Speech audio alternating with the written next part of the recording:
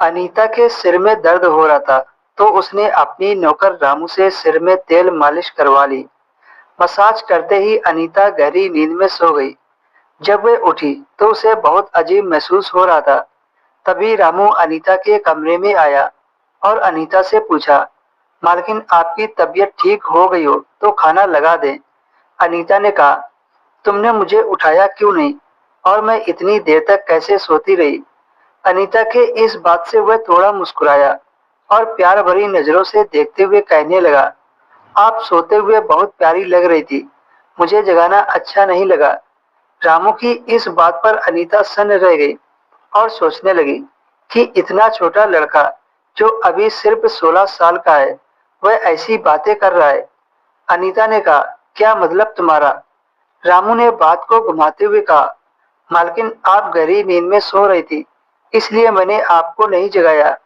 वैसे मैंने घर के सारे काम कर दिए हैं, आप हाथ पैर धोकर खाना खा लो। अनीता ने खाना खाया। रामू ने खाना बहुत स्वादिष्ट बनाया था। अनीता ने पेट भर खाना खाया। बाहर बहुत सर्दी थी, तो रामू ने कहा, मालकिन मैं आपके कमरे में सो सकता हूँ, बाहर बहुत ठंड पड़ रही है। अनीता ने कहा, नहीं, मैं तुम्हें अपने कमरे में नहीं सुला सकती, तुम बाहर आंगन में अपनी चारपाई डालकर सो जाओ, अभी इतनी ठंड नहीं पड़ रही है।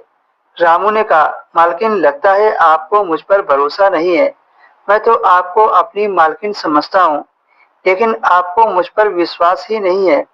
ऐसा कहते हुए रामू की आंखों में आंसू भर आए।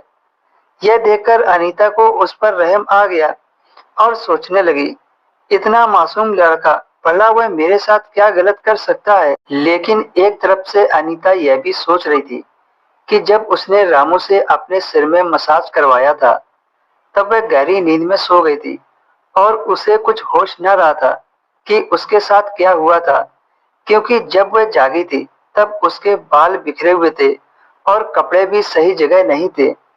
लेकिन अगर वह शक करती तो किस पर शक करती, क्योंकि उसके घर में रामू के अलावा कोई नहीं था और रामू तो अभी 16 साल का मासूम लड़का था। भला वह यह सब क्यों करेगा।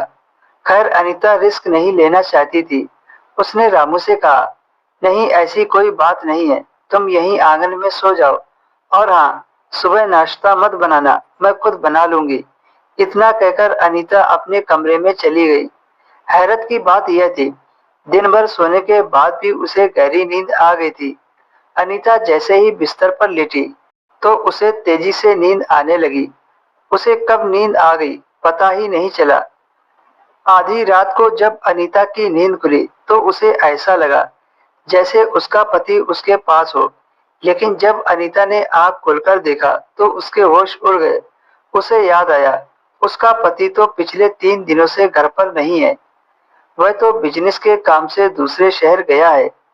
लेकिन जो मंजर अनीता ने देखा था, उसे देखकर तो उसके पैरों तले से जमीन निकल गई थी।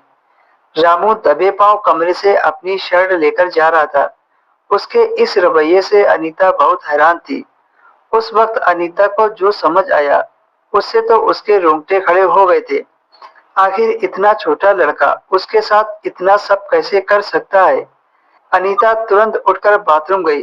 बाथरूम में जाकर जो उसे महसूस हुआ, उससे तो साफ पता चल रहा था कि रामू ने उसके साथ क्या किया।